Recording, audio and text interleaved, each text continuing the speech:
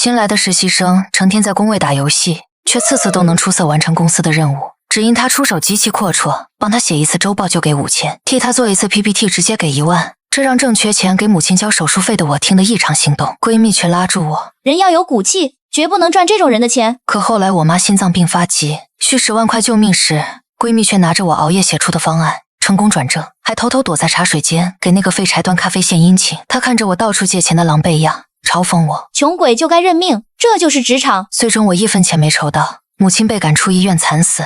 我也在连续替闺蜜林夏背黑锅加班的第4个通宵后，猝死在了出租屋。再睁眼，只见部门主管王建国将一份厚达50页的原始数据报表狠狠摔在我的办公桌上。你发什么愣？这点活都干不好，你是不是想卷铺盖走人？今天下班前把这3个季度的杂乱数据全部手工清洗一遍，做成动态透视表交给我。做不完，你转正考核直接不及格。我盯着那份报表，双手止不住的颤抖。安安，你没事吧？王哥脾气就是这样，你别往心里去。林夏拉着椅子凑了过来，画着精致淡妆的脸上写满了担忧。她自然地伸出手，将我桌上那份50页的报表往我怀里推了推。安安，我知道你最近缺钱，阿姨的病还等着钱治。这报表虽然繁琐，但刚好能向主管证明你的实力啊。我本来想帮你的，可是我手里还有2个 PPT 要做，实在腾不出手。林夏的声音柔柔弱弱，带着极强的蛊惑性。我瞥了一眼她的电脑屏幕，上面明明挂着购物页面。见我不说话，林夏眼珠一转，压低声音，目光鄙夷地瞥向斜对面的工位，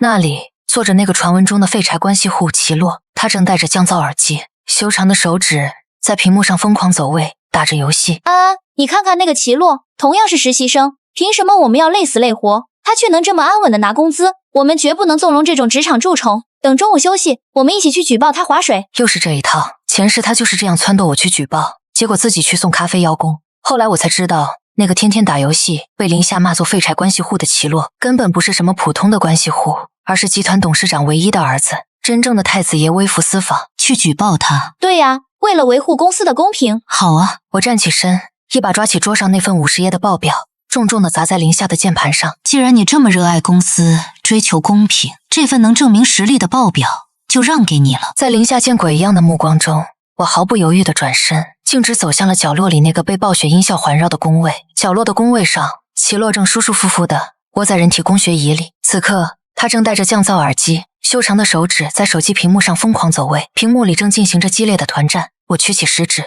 在齐洛昂贵的机械键盘上轻轻敲了2下。他微微蹙眉，不耐烦地掀起眼皮，摘下一边耳机。有事？我居高临下地看着他，直接掏出手机，调出收款码，怼到了他的屏幕前。我知道你讨厌这里的形式主义，讨厌写周报，更讨厌应付主管那些狗屁不通的考核。齐洛眯起眼睛，上下打量了一圈我，挑了挑眉。所以呢？所以我来替你干。我收起手机，双手撑在齐洛的办公桌上，语速极快地报出了一串价目表。代写周报3000一份，代做汇报 PPT 5000一次，替爱主管骂1万一次，包月服务打8折。老板要不要了解一下？此刻不远处的林夏听得一清二楚，眼睛瞪得像铜铃，满脸不可思议。他猛地站起来尖叫出声：许安安，你疯了吗？你知不知道你在说什么？你这叫违纪，人不能为了钱连尊严都不要了吧？我连头都没回，冷冷地扔下2个字：闭嘴。齐洛看着眼神中透着狠劲的我，原本因为被打扰而产生的烦躁竟然奇迹般的消失了。他放下手机，任由游戏里的角色被他打死，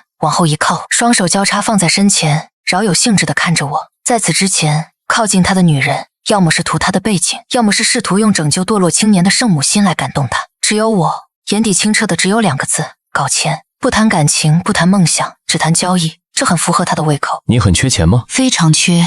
我妈在医院等着10万块钱做心脏搭桥手术，晚1天人就没了。我没有任何隐瞒，把自己的底牌摊得明明白白。但我不卖惨，只卖命。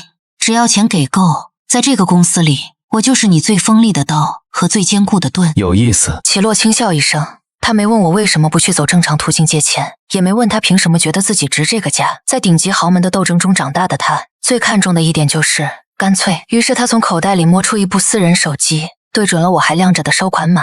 2秒钟后，一声极其响亮、极其清脆的电子合成音在安静的掉根针都能听见的办公区内回荡。支付宝到账10万元。整个办公区瞬间死寂。正准备端着咖啡过来继续道德绑架的林夏，脚下一个踉跄，险些把咖啡泼在自己脸上。我看着手机屏幕上多出的那一长串数字，长长的吐出了一口胸中的浊气，压在心头那座名为绝望的大山瞬间粉碎。这是定金，我的活儿要求很高，如果你做出来的东西太拉胯，如果拉胯，10倍赔偿。我立刻进入了乙方的角色，拿起笔飞快地写下一串数字递给齐洛。这是我的私人电话，从现在起，只要是在这栋楼里，您就是我唯一的甲方，除了不卖身，其他服务随叫随到。齐洛瞥了一眼那张纸巾，嘴角扬起一个满意的弧度，随手将纸巾塞进了口袋。去干活吧，许特助。我拿着手机，毫不理会周围同事看怪物一样的眼神，以及林夏那张因为嫉妒而彻底扭曲的脸，径直走向安全通道，拨通了医院收费处的电话。您好，我是3床病人的家属，手术费我已经筹齐了，现在立刻打过去，请马上安排今天下午的主刀医生进行手术。挂断电话，我看着窗外刺眼的阳光，冷冷地笑了。去你的尊严，去你的职场规矩，受害者！只做拿着老板的钱，反向整顿这群吸血鬼的顶级暴徒。转身推开安全通道的门，我的眼神变得无比冷硬。重新回到工位上时，整个办公区的气氛依然诡异。林夏正咬着嘴唇，死死盯着齐洛的方向，眼神里充满了嫉妒、怀疑和不甘。他不明白，这个天天打游戏的废物怎么会随手给我转10万块钱？那可是10万啊！难道我背地里出卖了什么？我没有理会那些探究的目光，打开电脑，开始有条不紊地整理手头的文件。有了那10万块垫底，母亲的手术已经顺利安排上。现在的我没有任何软肋。周3的早会上，王主管将一份装订好的季度报表重重地摔在会议室的椭圆桌上，他脸色铁青。你们是怎么做事的？核心转化率的数据整整差了小数点后2位。这个报表要是就这么交到总裁办，我们整个部门的季度奖金全得泡汤。谁负责统筹的最后一遍数据？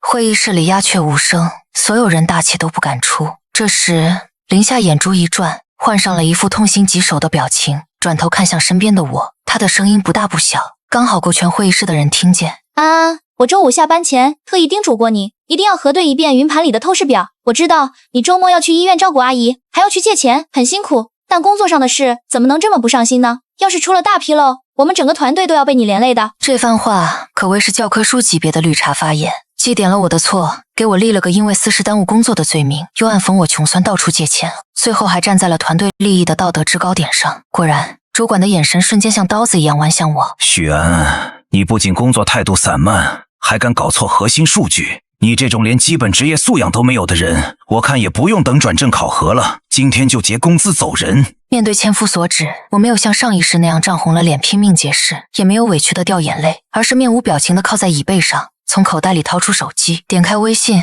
给坐在会议室最角落正戴着耳机打游戏的齐洛发了一条消息：老板替你顶撞主管，怒撕甩锅同事，附带实锤证据打脸，一口价2万，接吗？2秒后，角落里传出一声极其微弱的震动，他甚至没抬头，只是修长的手指在屏幕上轻点2下，支付宝到账2万元。所有人都愣住了。我满意的收起手机，在林夏诧异的目光中站起身，直接走到会议室的投影仪前，拔下了主管的 U 盘，将自己的笔记本连了上去。主管数据确实错了，但我周5下午5点提交的最终版没有任何问题。这份内部系统的底层日志显示，周5晚上11点45分，有人登录了云盘，修改了原始数据源。大屏幕上，红色的修改记录和一串工号赫然在列，刺眼无比。林夏脸色瞬间惨白。这能说明什么？肯定是你自己修改的。看清楚那个工号，那是你的。我冷笑一声，紧接着又切出了另一张系统后台截图。不仅如此，这是当时云盘登录的 IP 地址。巧了，这个 IP 地址和林夏你周末发在朋友圈打卡的那家网红咖啡厅的公共微减费 IP 完全吻合。全场死寂，大屏幕的左边是冰冷的 IP 地址，右边是林夏周末发的朋友圈截图。怎么，我不仅盗了你的号，还隔空去那家咖啡厅替你喝了一杯38块钱的生椰拿铁？你……林夏彻底慌了，求助般的看向主管。王哥，我没有，是系统。闭嘴！王建国也觉得脸上无光，狠狠瞪了林夏一眼，恨不得找个地缝钻进去。他本想借题发挥赶走我，没想到反被降了一军。我拔下连线，走回到座位前，死死盯着林夏。林夏，脑子是个好东西，可惜你只长了心眼。下次再敢把脏水往我身上泼，我就不是在部门内部放日志，而是直接抄送全员邮件加内审部了。说完，我潇洒落座，而角落里的齐洛嘴角勾起了一抹极其玩味的弧度。2万块看这么一出好戏，太直了。数据造假事件后，林夏在部门里沉寂了几天，但像他这种极度虚荣的人，绝不会轻易认输。周五临近下班，为了挽回在王建国面前的形象，并重新树立自己在实习生中的大姐大地位，林夏主动提议部门周末去搞团建聚餐。哎呀，大家最近都辛苦了，尤其是报表弄的，大家都很头疼，去吃顿好的放松一下吧。我订了一家很不错的私房菜，咱们实习生为了感谢王哥平时的照顾，这顿饭我们来 AA 请客吧，大家觉得呢？他特意走到我桌前，声音拔高了几分。每个人也就出个小2000，你之前借了那么多钱，应该不差这点吧？毕竟融入团队也是转正考核的一部分，你不会为了省钱扫大家的兴吧？小2000，其他几个实习生脸色都变了。他们一个月工资才5000，这一顿饭就要吃掉将近一半。林夏就是吃准了，我不仅要交医药费，还要还那儿借来的10万块，绝不可能掏出这笔钱，等着看我当众出丑，然后顺理成章地将我孤立出团队。我看着林夏那副嘴脸，手已经在键盘上敲好了不去2个字。突然，手机震动，是齐洛发来的微信。去给我吃最贵的，点最好的，替我把这家店吃回本。这顿饭我全额报销，另加5000块精神损失费。紧接着，一张低调的、没有任何银行标志的黑色金属卡被齐洛2根手指夹着，随手扔到了我的键盘上。我眼神一凛，这张卡全球限量，无限投资，是顶级老板身份的象征。我不动声色地将黑卡收入掌心，抬起头，冲着林夏露出一个意味深长的微笑。好啊，去哪儿吃？9号公馆。林夏得意地扬起下巴。周六晚，我和其他同事来到9号公馆的顶级包厢，这里装潢奢华，连空气里都飘着金钱的味道。林夏犹如跳梁小丑，翻着菜单专门挑贵的点，试图在王建国面前展示自己的品味。澳洲大龙虾来2只，极品干鲍1人1份。对了，这个年份的红酒来2瓶。林夏点完，假惺惺地看向我。安安，你平时肯定吃不到这些吧？今天多吃点，别心疼钱，毕竟大家都 AA 呢。我极其淡定地喝着茶，连眼皮都没抬。酒足饭饱后，服务员拿着账单走进来，面带职业微笑。您好，各位贵宾，本次消费共计58000元，请问哪位买单？58000，除了王建国，其他实习生下的刀叉都掉在了盘子上。如果 AA， 每个人要摊将近8000块。林夏立刻装模作样地摸了摸自己的名牌包包，突然惊呼道：哎呀，我手机没电关机了，信用卡也没带。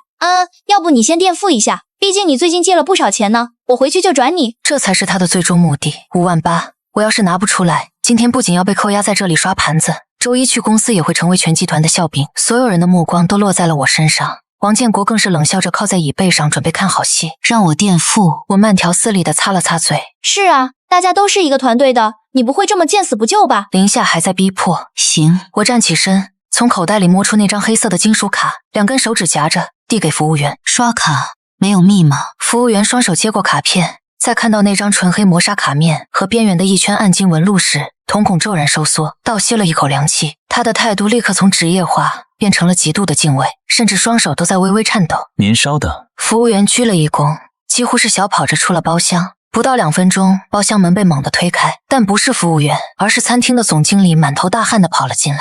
他身后还跟着2名端着醒酒器的顶级侍酒师。徐小姐，实在抱歉，底下人有眼不识泰山，不知道您持有齐总的顶级黑卡。经理直接90度鞠躬，双手将黑卡恭恭敬敬地递还给我。按照公馆和齐氏集团的规矩，齐总的贵客在此消费全部免单。包厢里的空气仿佛瞬间凝固了，林夏嘴巴微张，嫉妒的指甲都掐进了肉里，连伪装的笑容都维持不住了。王建国更是猛地坐实了身体，看我的眼神里多了一丝惊恐和忌惮。经理还没完，指着身后的侍酒师说：这是我们酒窖珍藏的82年拉菲，公馆的一点心意，送给各位品尝。许小姐，门外已经备好了3辆劳斯莱斯专车，等各位用餐完毕，随时送各位安全到家。我从容地收起黑卡，似笑非笑地看着脸色比吃了苍蝇还难看的林夏。林夏多喝点。我端起高脚杯，轻轻碰了碰林夏面前的空杯。毕竟你这种手机随时没电的人，以后可能很难吃到这么高端的白食了。林夏的脸瞬间长成了猪肝色，一句话也说不出来。团建事件后，王建国彻底意识到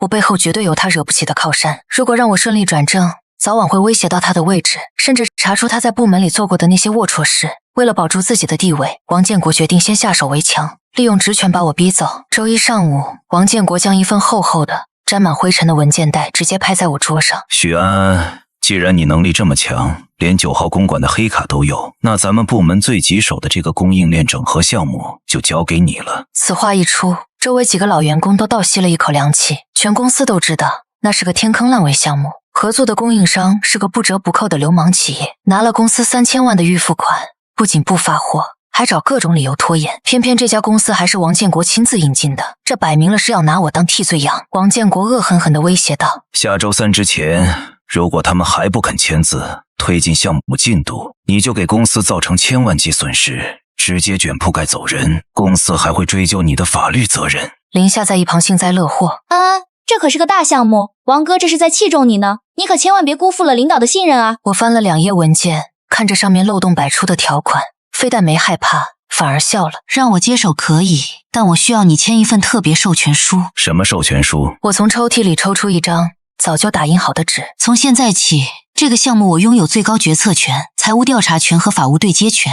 任何人，包括主管你在内，不得以任何理由干涉我的调查。签了字，这个雷我扛。王建国心里冷笑，暗骂我不知死活。这个烂摊子连法务部都搞不定，你一个实习生能翻出什么浪花？行，我倒要看看你怎么死。拿到尚方宝剑的我，转身就把文件扔到了齐洛的键盘上。老板大伙儿，帮我黑进他们的内部财务网，顺便查查王建国的海外账户和直系亲属流水，技术支持费5万。齐洛终于放下了手里的手机，捏了捏眉心，眼神里闪过一丝极度危险的锋芒。5万，许特助，你看不起谁呢？10万，我毫不犹豫的加码。我要把他们的底裤都扒出来，连一根线头都不剩。成交。齐洛拉过键盘，修长的手指在上面敲击出一片残影。接下来的48小时，我表面上在工位上疯狂打电话，装作焦头烂额的求供应商办事。然而在谁也看不到的暗网里，齐洛的电脑屏幕上代码如瀑布般疯狂刷屏。他利用顶级的黑客技术，直接绕过了对方的防火墙，如同幽灵般潜入了他们的核心财务数据库。不到2天时间，一条完整的灰色利益链、阴阳合同、续开发票记录，以及对方公司财务总监与王建国老婆堂弟的巨额转账记录，已经打包加密，悄无声息地发送到了我的邮箱。周3的部门大会，王建国坐在主位上，敲着桌子，语气森冷。许安安，3天期限到了，对方签字了吗？如果没签，按照规定收拾东西滚蛋吧。我站起身，抚平了职业套装上的褶皱，平静地走到大屏幕前，插上了 U 盘。供应商确实没签字，因为他们现在应该正忙着销毁账本和转移资产呢。我重重地按下了回车键，大屏幕瞬间亮起，出现的根本不是什么项目进度报告，而是一张张清晰无比的高清截图。第一张，宏达建材的内部绝密阴阳合同，明确标注了给内部线人的30%返点。第二张，高达900万的款项，通过地下钱庄洗钱的完整路径图。第三张，也是最致命的一张，这是主管受贿的微信聊天记录截图。会议室里瞬间炸开了锅，犹如被扔进了一颗重磅炸弹。王建国猛地站起来，脸色煞白如纸，浑身抖得像筛糠一样。他指着我怒吼：你这是伪造！你这贱人敢污蔑上级！保安，保安在哪里？把他的电脑砸了，把他赶出去！林夏更是吓得缩在椅子里，捂着嘴巴，看我的眼神像在看一个魔鬼。是不是伪造？你不用跟我解释。哦，忘了告诉大家，开会前10分钟，我已经用您的授权书，以部门负责人的名义，将这份资料群发给了集团内审部、法务部以及总裁办公室。我顿了顿，听着走廊外传来的一阵急促的脚步声，嘴角弧度扩大。算算时间，他们应该到了。话音刚落，会议室的磨砂玻璃门被猛地推开，几名穿着黑色西装、面容冷峻的集团内审部人员走了进来，身后还跟着2名警察。王建国，你涉嫌职务侵占、商业受贿和泄露公司机密，相关证据法务部已经移交警方，现在请你配合调查，走一趟吧。不是我，是那个实习生搞的鬼。王建国剧烈挣扎着，但无济于事。2名警察直接上前一左一右钳制住了他。在被拖出会议室的那一刻，王建国死死盯着我，眼中满是绝望。他怎么也想不到，自己竟然在一个实习生手里翻了船，而且翻得连骨头渣都不剩。整个办公区一片死寂，落针可闻。我拔下 U 盘，环视了一圈噤若寒蝉的同事，最后目光落在瑟瑟发抖的林夏身上。林夏，王管走了，你以后可要好好工作，靠真才实学转正啊。林夏脸色惨白，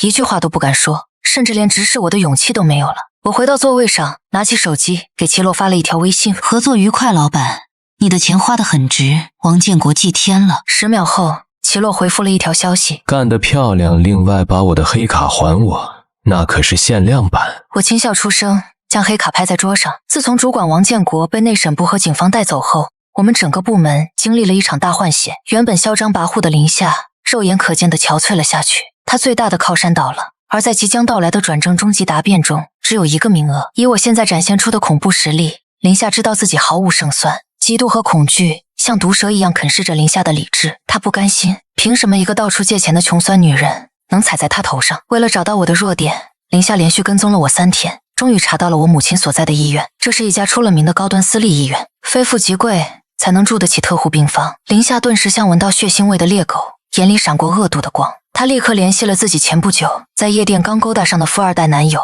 赵凯。赵家在本地有些医疗器械的生意，刚好是这家医院的供应商之一，算是有点人脉。周五下午，我请了半天假，赶去医院看望刚做完搭桥手术的母亲。刚走到特护病房所在的 VIP 楼层，我就敏锐地察觉到了不对劲。病房门外，2个护士正一脸为难地站着，而病房里传出了林夏那尖锐且做作的声音：“哎呀，阿姨，您女儿可真是个大忙人，为了转正，连您的死活都不管了呢。您这每天1万多的特护费，可是她在公司里出卖色相换来的，您住着安心吗？”我眼神皱了，一脚踹开了半掩的病房门。病床上虚弱的徐母气得浑身发抖，氧气面罩上满是白雾。床边，林夏正挽着穿着花衬衫的赵凯，满脸得意地看着门外的我。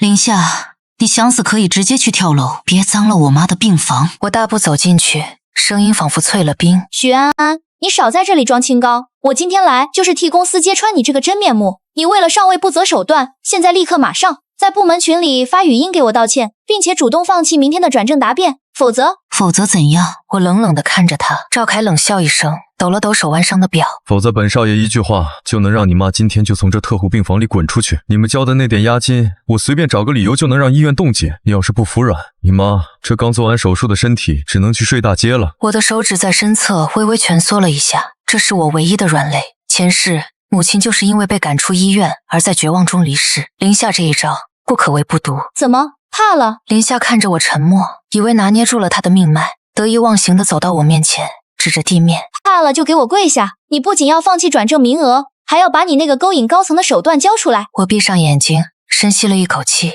再次睁开眼时，眼底的杀意已经不再掩饰。我没有跪，而是极其冷静地掏出手机，拨通了那个号码。老板，我的声音平稳的没有任何起伏，但熟悉我的人能听出里面压抑的风暴。有人在医院 VIP 楼层要拔我妈的氧气管。电话那头沉默了半秒，紧接着传来齐洛低沉且极其冰冷的声音：“3分钟。”赵凯看着我打电话，发出一声爆笑：“哈哈哈，你打电话给谁？给你那个废物实习生同事吗？我告诉你，今天就算是天王老子来了，这医院也是我赵凯说了算。保安，把这个病床给我清出去。”几个保安闻声赶来，面面相觑，不敢轻易动手。我看谁敢动！一道慵懒却透着绝对上位者威压的声音从走廊尽头传来。齐洛双手插兜，迈着长腿走了过来，那双狭长深邃的眼睛里透着让人胆寒的戾气。而在他身后跟着一群西装革履的人，为首的赫然是医院的院长，正满头大汗，弓着腰在齐洛身旁带路。“齐少，您怎么亲自来了？这帮不长眼的东西，我立刻处理。”院长一边擦汗一边小心翼翼地陪笑。齐洛看都没看院长一眼，径直走到我身边。他低头扫了一眼我紧绷的下颌线，语气破天荒的带了一丝安抚：“你妈没事吧？”“暂时没事。”我收起手机，指了指对面的赵凯和林夏：“这人说这医院他说了算。”齐洛顺着我的手指看了过去。赵凯原本还想发飙，可当他看清院长那副奴颜婢膝的模样，再看清齐洛那张脸时，他脸上的嚣张瞬间凝固了，双腿不受控制的开始打颤。赵家虽然有点钱，但在这个圈子里连外围都算不上，可他曾远远的在一次顶级晚宴上见过齐洛，齐氏集团唯一的继承人，而这医院仅仅是齐氏集团旗下健康产业里9牛1毛的资产。赵凯结结巴巴，冷汗瞬间湿透了花衬衫。“齐少！”齐洛微微偏头，眼神像在看一堆垃圾。“你刚才说你要把谁清出去？”“误会，全是误会。”赵凯直接扑通一声跪在了地上，吓得魂飞魄散。他猛地转身，一巴掌狠狠扇在林夏的脸上，把林夏扇得直接摔倒在地。“都是这个贱女人忽悠我的，齐少，我不知道里面是您的朋友，我该死，我这就滚！”林夏捂着红肿的脸，整个人都懵了。他看着平时高高在上的富二代男友，此刻像条狗一样跪在那个被他一口一个废物叫着的齐洛面前，摇尾乞怜。“朋友？”齐洛冷笑一声，语气森寒：“他不是我的朋友，他是我私人高薪聘请的联合创始人。”齐洛转头看向院长，丢下2句话：“第一，从今天起，赵家所有医疗器械供应商资格全部取消，齐氏旗下所有产业封杀赵家。第二，把我特护病房里这2个碍眼的东西扔出去。如果以后再让这种阿猫阿狗放进来，我引咎辞职，立刻执行。”院长吓得脸都白了，冲着保安怒吼：“聋了吗？把这2个人给我拖出去！”“不，赵凯，你帮帮我，安安，我知道错了，你原谅我。”林夏终于意识到自己踢到了多硬的铁板，连滚带爬的想去抓我的裤腿。我嫌恶的退后，最终还是保安把绝望尖叫的林夏和瘫软如泥的赵凯拖出了病房。病房重新恢复了安静。齐洛看了一眼病床上的徐母，随后从口袋里掏出一张至尊 VIP 金卡扔给院长。医疗费从我的私人账户里走，用最好的药出去。院长如蒙大赦，赶紧退了出去并关上了门。我看着齐洛长长的吐出一口气，这是我重生以来第一次感到安全感。谢谢老板。别急着谢。齐洛恢复了那副慵懒的老板嘴脸，伸出2根手指。这是非工作时间的额外安保服务，加上动用集团资源的公关费。许特助，你欠我50万，从你以后的项目分红里扣。我不仅没生气，反而笑了。可以，只要钱能解决的都不是问题。我转头看向窗外，眼神重新变得冷酷。不过老板，明天就是终极答辩了，林夏被逼到这个份上，肯定会狗急跳墙。我桌上那个饵，他应该已经咬了吧？齐洛嘴角勾起一抹残忍的笑意。当然，猎物已经进笼了，明天就看你怎么收网了。周一上午9点，这是公司1年1度的最高规格新人转正及核心项目答辩会。坐在评委席上的不仅有各部门总监，甚至还有集团的现任 CEO 齐洛的二叔齐震。齐震一直试图架空齐洛在集团的继承权，这次亲自坐镇，就是想在新人里安插自己的眼线，顺便给那个整天不务正业的侄子一点颜色看看。此时林夏正坐在后场区，双手紧紧抓着一个黑色的 U 盘，眼神里满是疯狂和孤注一掷。昨天的医院事件彻底断送了他的退路，赵凯跟他分了手，他连最后的靠山也没了。而我背后有齐洛撑腰，那他就只能釜底抽薪。昨晚他趁着我不在，偷偷潜入了办公室，黑进了我的电脑。他在里面发现了一个名为火星计划下沉市场终端整合方案的绝密文件。林夏连夜看了一遍，惊为天人，里面的数据模型之精妙，商业逻辑之完善，简直是天才之作。他断定这就是我为了答辩准备的终极底牌，更是我能在齐洛面前硬气的资本。只要我把这份方案据为己有，在齐震老总面前大放异彩，就算是齐洛也保不住我。林夏在心里疯狂地呐喊着。答辩正式开始，因为只有2个名额竞争，林夏被安排在第一个上场，而我正坐在最后一排的角落里，静静地看着他。各位领导，齐总好，今天我为大家带来的是我呕心沥血独立研发的火星计划。随着林夏的讲解， PPT 一页页翻过，不得不说，这份方案的表象做得太完美了。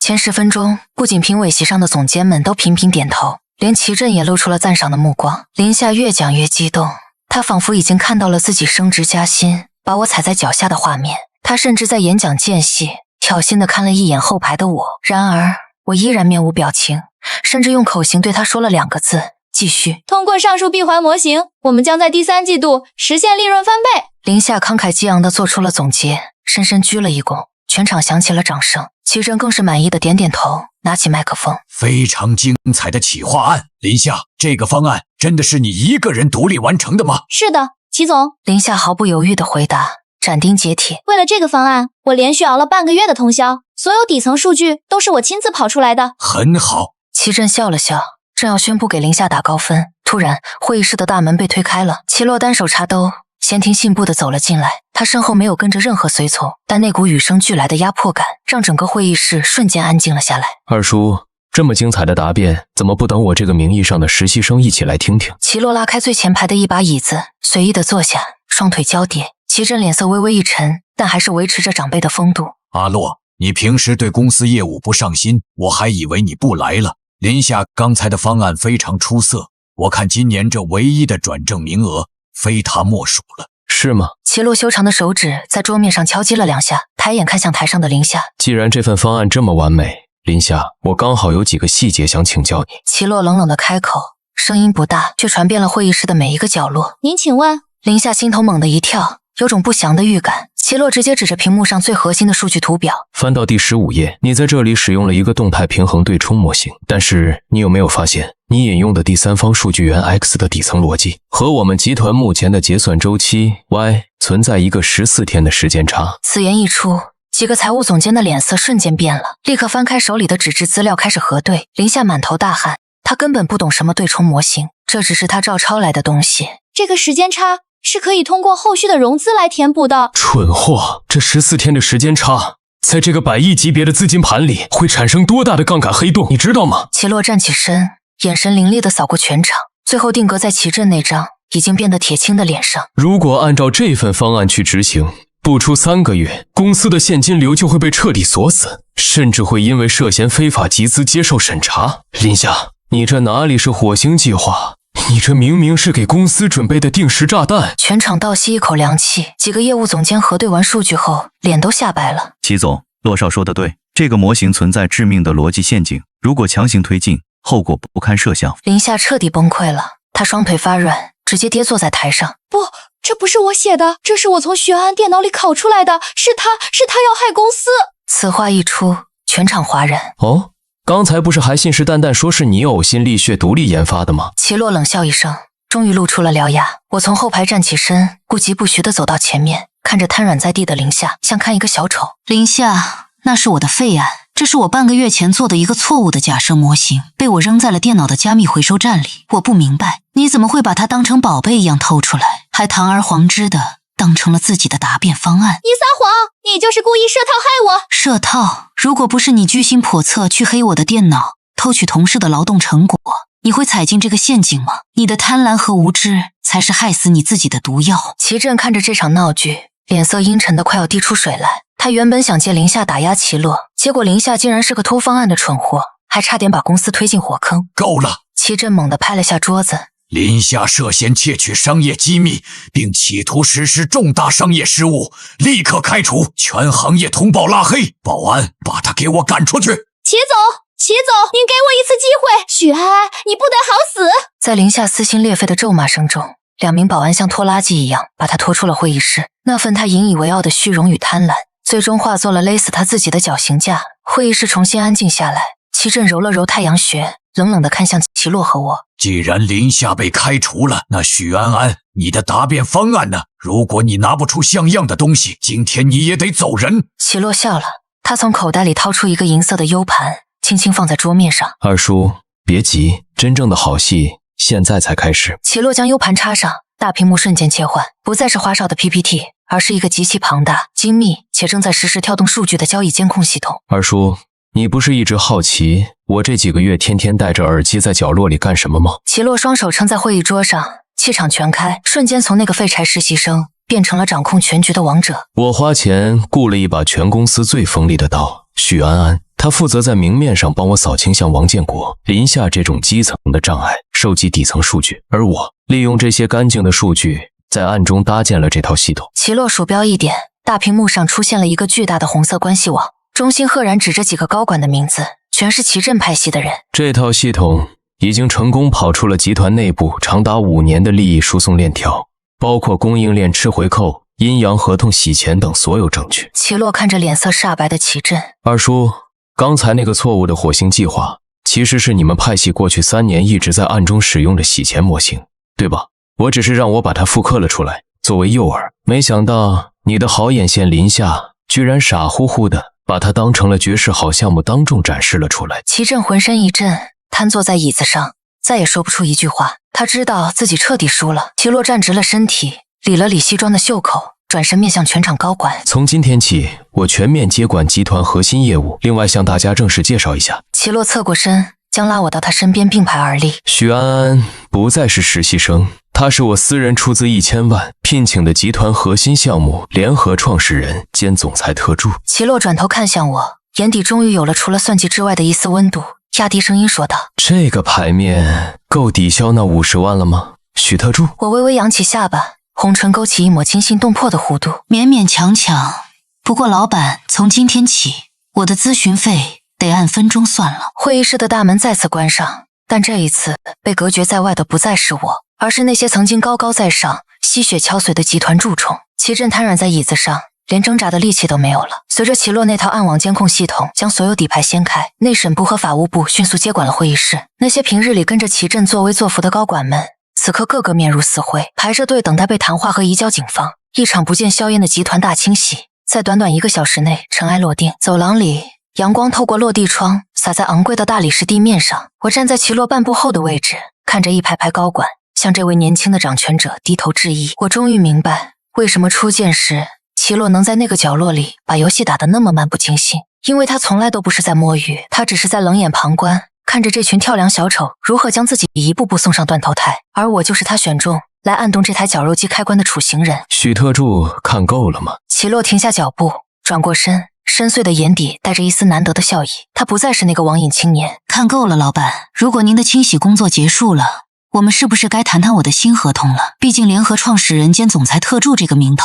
不能只停留在口头上。齐洛轻笑出声，胸腔微微震动。他最欣赏的就是我这种永远清醒，永远将利益放在第一位的冰冷与纯粹。在这个虚伪的商场里，不谈感情只谈钱的盟友才最牢不可破。他从旁边的黑衣保镖手里接过一份烫金的黑色文件夹，递给我。顶层风景最好的一间独立办公室，配备全套顶级安保体系的私人公寓，以及火星真实计划的10%干股。齐洛微微俯身，凑近我耳边，声音低沉磁性。许特助这个诚意，够买你这把刀一辈子了吗？我毫不客气地接过文件夹，翻开扫了一眼上面那一长串诱人的零和极具诚意的条款。刀刃可是会卷的，老板，10%太少。这套系统后续的维护和迭代，以及下沉市场的整合，全都需要我亲自操刀。我要15%。另外，我这个人很贵，不提供任何情绪价值，只提供商业价值。齐洛看着我眼中闪烁的野心，不仅没生气，反而眼中的光芒更深。成交，欢迎来到顶层，许总。我们两人的手在半空中交握，没有缠绵的暧昧，只有旗鼓相当的试探与顶级掠食者之间达成的利益共识。这是一场绝对理智的双赢。3个月后，私立医院的顶层 VIP 康复花园上，我的母亲穿着舒适的病号服，正坐在轮椅上晒太阳，脸色红润。经过最顶级的医疗团队调理，她的身体已经恢复了大半。安安啊，你现在工作这么忙，就不用天天往医院跑了，这里的护士照顾得可好了。母亲拉着我的手，满眼都是欣慰。她至今都不知道我在公司里经历了怎样惊心动魄的厮杀，只知道我现在出息了，当上了高管，再也不用为了几百块钱去低声下气的求人。妈，没事，我拿了老板那么多钱，总得偶尔偷个懒。我笑着给母亲披上一件薄毯，陪完母亲，我走到走廊尽头，点开手机，翻看着最新的业界新闻。新闻头条赫然写着：原骑士集团高管齐振、王建国等人涉嫌重大经济犯罪，一审被判处10年至15年有期徒刑。而在一个不起眼的社会新闻板块，我看到了林夏的名字。某互联网公司实习生林某因涉嫌窃取商业机密被全行业封杀，并背负巨额违约金。据悉，其前男友赵某家族企业破产，赵某将破产原因归咎于林某，正带人四处向其追讨欠款。林某目前下落不明。我面无表情地划过这条新闻，顺手点下了删除。前世林夏用虚伪的尊严和道德将我洗脑，踩着我上位。今生我撕破了这层虚伪的面纱，用最纯粹的利益法则，让林夏和那群吸血鬼在他们自己编织的欲望里粉身碎骨。不过这些现在都已经与我无关了。手机震动，是齐洛发来的消息。在医院吗？晚上8点，陪我参加一个顶级医疗器械的并购晚宴，有个硬骨头需要你帮我啃下来。我嘴角微微上扬，指尖在屏幕上飞快敲击。出场费5万，如果需要我负责商业谈判，另外加10万，加班费按3倍计算。10秒钟后，齐洛直接转了一个大红包过来，附带一句话：穿得漂亮点，今晚我们要去给那帮老家伙一点颜色看看。收了钱，我收起手机，步履生风地走进了电梯。电梯门在光可见人的大理石墙面上倒映出我挺拔的身姿，没有了前世那唯唯诺诺的讨好，也没有了被